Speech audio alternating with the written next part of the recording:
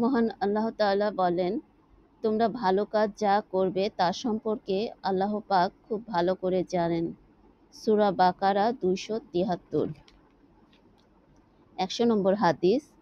হযরত আবু হুরায়রা রাদিয়াল্লাহু আনহু হতে বর্ণিত, তিনি বলেন, হযরত রাসূলুল্লাহ সাল্লাল্লাহু আলাইহি ওয়াসাল্লাম বলেছেন, শক্তিশালী মুমিন আল্লাহর নিকট দুর্বল মুমিনের চেয়ে অধিক ভালো ও অধিক প্রিয়।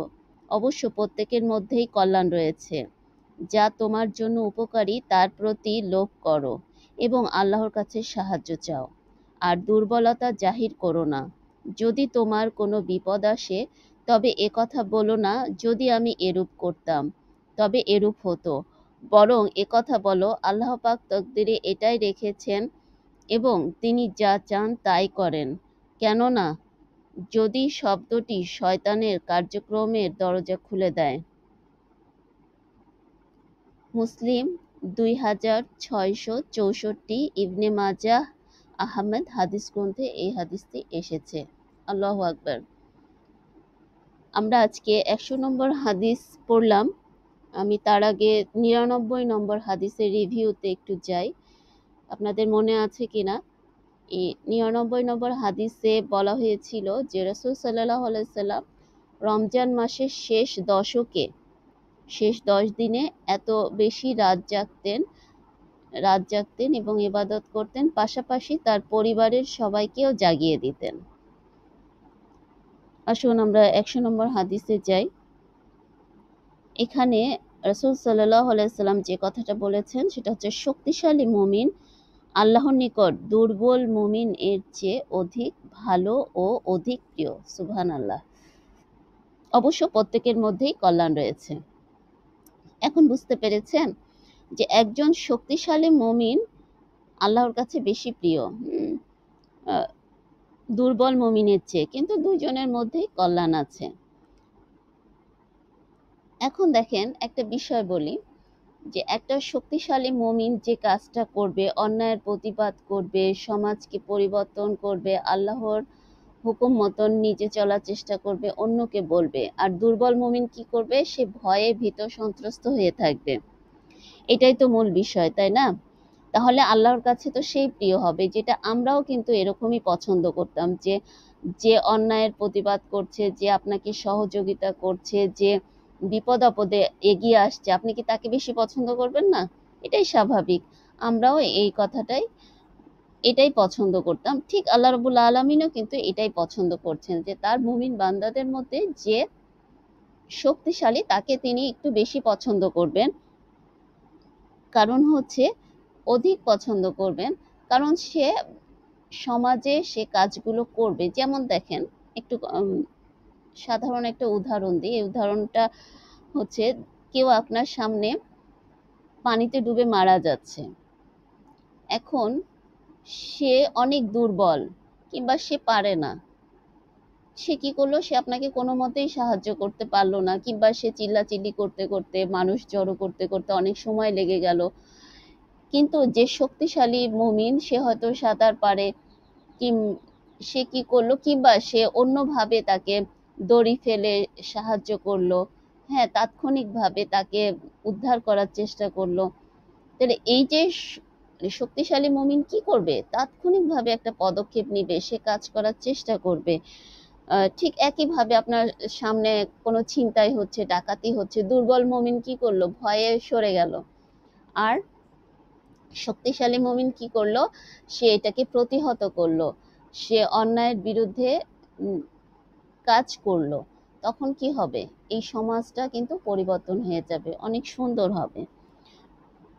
ঠিক একইভাবে আমরা যদি আমাদের জীবনের দিকে লক্ষ্য করি, একটু দেখেন যে আমরা যারা শুধুমাত্র নতজানু হয়ে থাকতে পছন্দ করি, আল্লাহ মাফ করুক, যে আমরা অন্যায়ের প্রতিবাদ করব না, কোনো রকম নিমঝিম হয়ে ঘুরে বেড়াবো, হ্যাঁ, আমরা এই তো নামাজ পড়বো, তসবিহ তাহলিল করবো, আর কিছু করব না, তাহলে এটা আল্লাহর কাছে অধিক প্রিয় না। কিন্তু যে শক্তিশালী মুমিন, সে কি করছে?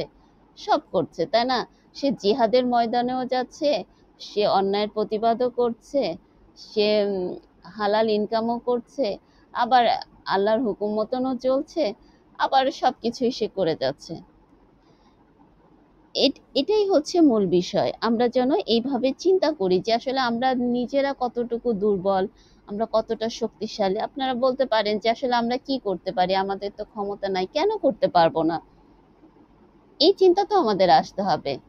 একটা সময় ছিল যে মুসলিমরা হচ্ছে সব দিক থেকে জ্ঞান বিজ্ঞানে উন্নত ছিল, যেটা অনেক অনেক বেশি উন্নতির শীর্ষে তারা ছিল। পরবর্তীতে আমরা দেখতে পাচ্ছি ইহুদি নাসারাদের চক্রান্তে এবং মুসলমানদের বিভিন্নভাবে তাদের গাফিলিত করে দিয়ে তাদেরকে ধ্বংস করা হয়েছে। এবং কর্ডোবা কানাডার, এটা আগেও বলেছি, যে বড় বড় লাইব্রেরিগুলো ছিল, মুসলিমদের যে বড় শিক্ষা ব্যবস্থাগুলো ছিল, সেগুলো তারা ধ্বংস করে ফেলে। এই জন্য আমাদেরকে যে বিষয়টা লক্ষ্য রাখতে হবে, দেখেন আজকে আমরা চারিদিকে যুদ্ধ দেখতে পাচ্ছি, আজকে মুসলমানরা কেন মার খাচ্ছে? এটা কি বলতে পারেন? এটা আমাদের জন্যই কিন্তু আমরা মার খাচ্ছি। এখানে আল্লাহর কোনো দোষ নাই। আল্লাহ তাআলা আমাদেরকে যেভাবে চলতে বলেছেন আমরা সেভাবে চলছি না, আমরা দুর্বল হয়ে চলছি। একটু চিন্তা করেন যে আপনাকে যখন মিসাইল মারা হবে আপনি ভয়ে সন্ত্রস্ত হয়ে যাচ্ছেন, সেটা করলে তো হবে না। আপনাকেও পাল্টা আঘাত করতে হবে, এটা ইসলামের নিয়ম। যখন আপনাকে কেউ আক্রমণ করবে তখন আপনাকেও পাল্টা আক্রমণ করতে হবে, যেন তারাও ভয়ে ভীত সন্ত্রস্ত হয়ে যায়। বুঝাতে পেরেছি না? যে আল্লাহ রাব্বুল আলামিন তাহলে কি শক্তিশালী মুমিন আল্লাহর নিকট দুর্বল মুমিনের চেয়ে অধিক ভালো ও অধিক প্রিয়। সুবহানাল্লাহ। অধিক ভালো, অনেক বেশি ভালো এবং অনেক বেশি প্রিয় আল্লাহর কাছে। অবশ্য প্রত্যেকের মধ্যেই কল্যাণ রয়েছে। এখন এখানে রাসূল সাল্লাল্লাহু আলাইহি সাল্লাম যেটা বলছে যে সবার মধ্যেই কল্যাণ আছে। হ্যাঁ, একেবারে যে দুর্বলের মধ্যে কিছু নাই তা না, সেও হয়তো ভালো কাজ করছে, তার ভেতরেও ভালো কিছু আছে, দুইজনের মধ্যেই কল্যাণ আছে। যা তোমার জন্য উপকারী তার প্রতি লোভ করো এবং আল্লাহর কাছে সাহায্য চাও। সুবহানাল্লাহ। এখন দেখেন, আমরা যদি এই বিষয়টা লক্ষ্য করি যে আমার জন্য কোনটা উপকার, আপনার জন্য কোনটা উপকার, তার প্রতি কিন্তু আমাদের লোভ করতে বলেছে। অর্থাৎ একটা ভালো কাজ আমি যদি শিখি এবং সেই ভালো কাজটা যদি আমি সমাজে অ্যাপ্লাই করি, নিজের জীবনে অ্যাপ্লাই করি, নিজের জীবনে প্রতিফলিত করি, তাহলে কিন্তু কি এটা আমার জন্য লাভ। আমরা কি করি সাধারণত বলেন তো? খারাপ জিনিসটা অনুসরণ করে থাকি। এটা খুবই খারাপ একটা দিক। এটা আমি নিজেও খুব অপছন্দ করি। আপনি একটা মানুষের ভালো গুণ দেখে অনুপ্রাণিত হতে পারেন যে হ্যাঁ, আমি এই ভালো কাজটা, সে এত ভালো কাজ করছে, আমিও কিছু ভালো কাজ করব আল্লাহ সন্তুষ্টির জন্য। আপনি মনে মনে নিজেকে এইভাবে তৈরি করতে পারেন, তাহলে আমারও করা উচিত। এবং এই জন্য কি করতে হবে? আল্লাহর কাছেও সাহায্য চাইতে হবে। যেমন দেখেন, সে হয়তো অনেক দান সাদকা করছে, তাহলে আমিও অনেক দান সাদকা করব, মানুষকে দেখানোর উদ্দেশ্যে না। তো আমিও অনেক দান সাদকা করব। তবে কিছু দান সাদকা কিন্তু করা যায় মানুষকে দেখায়ে, সেগুলোর ব্যাপারে ইনশাল্লাহ পরে আসবে। কিন্তু মূল নিয়তটা আপনার থাকবে আল্লাহর সন্তুষ্টির জন্য। তারপরে সে সমাজে অনেক উন্নতি করছে, আত্মীয় স্বজনের উন্নতি করছে, তাহলে আমিও অনেক উন্নতি করব। এই যে বিষয়গুলো, তার ভিতরে কি ভালো দিক আছে, সে ভালো দিকগুলো আমাকে দেখতে হবে এবং এর প্রতি আমরা লোভ করতে পারি। তার মানে কি, দেখেন আপনারা যদি বিভিন্ন স্কলারদের ইসলামিক লেকচারগুলো শোনেন, সুবহানাল্লাহ, অবাক হয়ে যাবেন। তাদের কি জ্ঞান আল্লাহ রাব্বুল আলামিন দিয়েছেন। আমি যখন নিজে শুনি তখন আমি নিজেও অবাক হয়ে যাই। তখন আমি নিজেও খুব আফসোস করি, আল্লাহ এদেরকে এত জ্ঞান দিয়েছেন আর যেটা আসলে আমরা পারছি না। কিংবা যে এত বেশি সুন্দর নিজেকে ইমানদার করে গড়ে তুলছে, আমরা পারছি না কেন? এই যে এইভাবে ভালো জিনিসগুলো আমরা চিন্তা করতে পারি। ঠিক একইভাবে দেখেন, আমরা আমাদের সমাজের উন্নতির জন্য কি করতে পারি? ইসলামিক জ্ঞানের পাশাপাশি এ কথাটা একটু খেয়াল রাখবেন যে আমরা পাশ্চাত্য কালচার বলতে যেটা বুঝি, অবাধে ছেলে মেয়ের মেলামেশা, নাউজুবিল্লাহ, বিভিন্ন খারাপ কাজ, অর্থাৎ মাদকাসক্ত হওয়া, তারপরে যে কোনো খারাপ কাজ তারা যেগুলো করে, এগুলো কিন্তু আমরা আমাদের দেশে আমদানি করি, নাউজুবিল্লাহ। এগুলো না করে আমরা যদি ওদের ভালো দিকটা চিন্তা করি, যেটা ইসলামের সাথে সাংঘর্ষিক না, যেটা আমাদের সমাজকে, যেমন দেখেন তারা রাস্তাঘাট প্রচন্ড পরিষ্কার রাখে, প্রচন্ড পরিষ্কার রাখে, সুবহানাল্লাহ। তাদের কোনো ডাস্টবিন দেখবেন না আপনারা। তাহলে আমাদের দেশের কি অবস্থা? তাহলে আমরা এখান থেকে কি একটা শিক্ষা নিতে পারি না যে তাদের দেশকে তারা এত পরিচ্ছন্ন রাখে, আমরা কেন পরিচ্ছন্ন রাখতে পারি না? উদাহরণ দিচ্ছি, তারা অনেক পড়াশোনা করে, আমরা কেন পড়াশোনা করি না? হ্যাঁ, তাহলে এই বিষয়গুলো তারা জ্ঞান অর্জনটাকে অনেক প্রাধান্য দেয়, আমরা কেন করি না? এই যে ভালো দিকগুলো, এই ভালো দিকগুলো কিন্তু আমরা চিন্তা করতে পারি, কিন্তু আমরা না করে আমরা কি খারাপ জিনিসগুলো নিয়ে আসি না। দেখেন কয়দিন আগে একটা খবর দেখলাম, সেটা কি ছিল যে একটা স্টুডেন্ট আর একটা মেয়ে স্টুডেন্টকে নিয়ে তার নাউজুবিল্লাহ, মানে সে হলের রুমে বিভিন্ন ছদ্মবেশে ছেলেদের পোশাক পরে ঢুকে তার তার সাথে রাত যাপন করছে, নাউজুবিল্লাহ। মানে এই যে ভয়ঙ্কর একটা অবস্থা আমাদের সমাজে তৈরি হচ্ছে, এটা কোথা থেকে আসলো? তাহলে আমরা কেন এই খারাপ দিকে আমাদের ছেলে মেয়ে চলে যাচ্ছে, আমরা কেন ভালোর দিকে আসতে পারছি না? আমরা তো আমাদের সাহাবীদের জীবনী দেখতে পারি, সুবহানাল্লাহ। আমাদের সাহাবীরা কেমন ছিলেন? যখন তারা ইসলাম গ্রহণের পূর্বে তাদের এরকম মেয়েদের সাথে সম্পর্ক ছিল, কারণ তারা তখন কিছুই জানতো না, ইসলামিক জ্ঞান তাদের ছিল না, কিন্তু তারা আল্লাহকে এবং রাসূল সাল্লাল্লাহু আলাইহি সাল্লামকে এত ভালোবাসতেন যে তারা এইটা করতে হবে, ব্যাস এখনই করতে হবে, মানে তারা কোনো আর দ্বিধা করতেন না, আমাদের মতন প্রশ্ন করতেন না। হ্যাঁ, তাহলে ঠিক এক সাহাবী এরকম ছিলেন যে তিনি যখন ইসলামের ছায়াতলে আসলেন, সুবহানাল্লাহ, তার আগের দিনের পরিচিত সে মেয়ে তাকে কিছু বলল আর কি, তখন সে কিন্তু এটা মুখ ঘুরিয়ে নিল, কারণ তখন সে বলল যে আমার আর তোমার মধ্যে এখন ইসলামের দেওয়াল রয়েছে। সুবহানাল্লাহ, দেখেন এই যে ভালো দিকগুলো, আমরা কেন সাহাবীদের জীবনী জানি না? আমরা কেন নবী রাসূলদের জীবনী জানি না? এটা আমাদের ব্যর্থতা। হ্যাঁ, আসুক আমরা এইভাবে কল্যাণ, ভালো দিকগুলোর আমরা লোভ করতে পারি, আশা করতে পারি। যেমন দেখেন ওমর রাদিয়াল্লাহু তাআলা আনহু কেমন ছিলেন, অনেক ন্যায়পরায়ণ, অনেক কঠিন একজন মানুষ ছিলেন, কিন্তু অনেক সৎ ছিলেন। যে এরকম একটা কথা আছে না যে ওমর রাদিয়াল্লাহু তাআলা আনহু উনি যে রাস্তা দিয়ে যেতেন ওই রাস্তা দিয়ে শয়তান যেত না, সুবহানাল্লাহ, চিন্তা করতে পারেন। আবার আমরা যদি আবু বকর রাদিয়াল্লাহু তাআলা আনহুর দিকে তাকাই, উনি এত নরম দিলের মানুষ ছিলেন, সুবহানাল্লাহ, এর মতন মানুষ হয় না। তাহলে আল্লাহ তাআলা এক একজনকে এক একটা গুণ দিয়েছিলেন। ওসমান রাদিয়াল্লাহু তাআলা আনহুর গুণ ছিল, আলী রাদিয়াল্লাহু তাআলা আনহুর গুণ ছিল। ওসমান রাদিয়াল্লাহু তাআলা আনহু খুব লাজুক ছিলেন, সুবহানাল্লাহ। তাহলে আলী রাদিয়াল্লাহু তাআলা আনহু জ্ঞানের দরজা, তাই না? তাহলে এই যে ইসলামের যারা শীর্ষ পর্যায়ে ছিলেন, তারা কি একদিনে এরকম হয়ে গেছে? না, তারা এইটাকে যখনই আল্লাহ এবং তার রাসূলকে তারা ভালোবেসে ইসলামের ছায়াতলে এসেছে, তখনই তারা আস্তে আস্তে নিজেদেরকে পরিবর্তন করতে শিখেছে, এবং তারা দৃঢ় প্রত্যয় ছিল যে হ্যাঁ আমাদের পারতে হবে।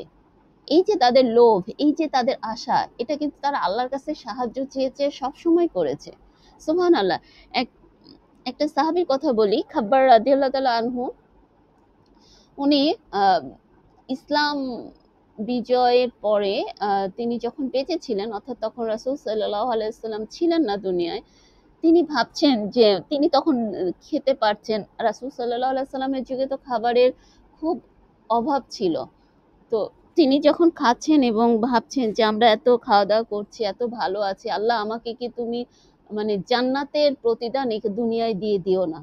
তাদের দেখেন জান্নাতের আকাঙ্ক্ষাটা কত বেশি ছিল, অথচ আমরা দিনে ৩ বার কেন ৪ বার ৫-৬ বার খেয়েও আমরা শুকরিয়া আদায় করি না, আমরা জান্নাতের কথা তো পরের কথা চিন্তা করি। তাহলে আমাদেরকে এইভাবে চিন্তা করতে হবে, এবং এই চিন্তাটা আমাদের তখনই আসবে যখন আমরা কোরআন হাদিস পড়বো, সাহাবীদের জীবনী পড়বো, নবী রাসূলের জীবনী পড়বো, আমরা জানতে পারবো যে তারা চেষ্টা করেছে। এই লোভটা তখন আমাদের ভেতরে আসবে, তখন আমরা ভালো হওয়ার চেষ্টা করব। কিন্তু এই যে আমাদের সমাজের অধঃপতন গুলো হচ্ছে বিভিন্ন, শুধু যে এই দিকে হচ্ছে তা না, অন্যান্য চুরি ডাকাতি খুন খারাপি এগুলো হয়েই যাচ্ছে। এটা কি হচ্ছে, আমরা অন্যায়ের দিকে চলে যাচ্ছি। তাহলে এই অন্যায়ের দিকে আমাদের লোভ করা যাবে না। আমরা ভালো জিনিসটাকে গ্রহণ করব এবং আল্লাহর কাছে সাহায্য করব। হ্যাঁ, ও সে এত ভালো, এত নিয়মানুবর্তিতা, সে শৃঙ্খল ভাবে জীবন যাপন করে, অর্থাৎ কোরআন তেলাওয়াত করে, নামাজ আদায় করে, সৎভাবে চলে। হ্যাঁ, এই যে বিষয়গুলো সব অন্যায়ের প্রতিবাদ করে, সব ভালো, জিহাদ করে, এই যে ভালো দিকগুলো আমরা দেখব। এরপরে আসুন, আর দুর্বল জাহির করো না। তাহলে এখানে আল্লাহ রাসূল সাল্লাল্লাহু আলাইহি সাল্লাম কি বলছেন, যে আর দুর্বলতা জাহির করো না। যদি তোমার কোনো বিপদ আসে তবে একথা বলো না, যদি আমি এরূপ করতাম তবে এরূপ হতো। ঠিক আছে, বরং একথা বলো, আল্লাহ পাক তাকদিরে এটাই রেখেছেন এবং তিনি যা চান তাই করেন। কেননা যদি শব্দটি শয়তানের কার্যক্রমের দরজা খুলে দেয়। তাহলে এখানে আমরা এই বিষয়টা স্পষ্ট যে আমরা কোনো ব্যাপারে দুর্বলতা প্রকাশ করব না। আমরা মুসলিম, আমরা স্ট্রং থাকবো, আমরা শক্ত থাকবো। এটা অন্যায়, এটা অন্যায়। হ্যাঁ, অন্যায়ের কাছে মাথা নত করা যাবে না। আপনাকে চাপ দিবে আর আপনি অন্যায়ের কাছে, টাকার কাছে মাথা নত করবেন, এটা হবে না। এই বিষয়টা আমাদের খেয়াল রাখতে হবে। আর এই দুর্বলতা জাহির করতে যে বিভিন্ন সময় আমাদের যে বিপদ আপদ আসে, এটা আল্লাহর তরফ থেকে আসে, অনেক সময় আমাদের নিজেদের ভুলের কারণে আসে, আল্লাহ আমাদেরকে শিক্ষা দেন, তো আল্লাহ মাফ করুক। তখন এই কথা আমরা অনেক সময় কিন্তু বলিস, আমি যদি ওইখানে না যেতাম তাহলে আমার এই কাজটা হতো না, নাউজুবিল্লাহ, এটা বলা যাবে না। হ্যাঁ, এটা আপনি কি করে জানেন যে এটা যদি না যেতেন হবে না? এটা তো আল্লাহ রাব্বুল আলামিনই ভালো জানেন। বরং এটা আমাকে বলতে হবে যে আল্লাহই ভালো জানেন, আমার তাকদিরে আল্লাহ যা রেখেছিলেন সেটাই হয়েছে। হ্যাঁ, যেমন দেখেন অ্যাক্সিডেন্ট হচ্ছে, বিভিন্ন সময় বিভিন্ন বিপদে মানুষ পড়ছে। তো এই বিষয়টা আমাদের লক্ষ্য রাখতে হবে। কারণ হচ্ছে যে আমি যখন যদি বলতেছি, যে যদি এটা না করতাম, আরে আমি যদি না করতাম এটা আমি কি করে বুঝবো? আমাদেরকে যে বিষয়টা বলতে হবে, যে এই যদি শব্দটা শয়তানের যে কার্যক্রম এটা খুলে দেয়, এটা আমাদের বুঝতে হবে। এই জন্য আমরা এই যদি বলবো না, আমরা এরকম বলবো যে আল্লাহ রাব্বুল আলামিন তাকদিরে হয়তো এটা রেখেছেন, আল্লাহ আমাদেরকে সাহায্য করুন, আমরা যেন আর অন্যায় পথে না যাই, আমরা যেন ভালো হয়ে যাই। আর আল্লাহর কাছে সাহায্য চাইবো যে আল্লাহ তুমি আমাদেরকে বিপদ আপদ দিও না, বিপদ মুসিবত দিও না, আর দিলে এই বিপদ থেকে আমাদেরকে উদ্ধার করো। তো আল্লাহ রাব্বুল আলামিন আমাদের সবাইকে এইভাবে শক্তিশালী মুমিন হওয়ার তৌফিক দান করুন। আমিন। ওমা তৌফিক ইল্লা বিল্লাহ। সুবহানাকাল্লাহুম্মা ওয়া বিহামদিকা আশহাদু আল্লা ইলাহা ইল্লা আনতা ওয়াস্তাগফিরুকা ওয়া আতুবু ইলাইক। আসসালামু আলাইকুম ওয়া রাহমাতুল্লাহি ওয়া বারাকাতুহু।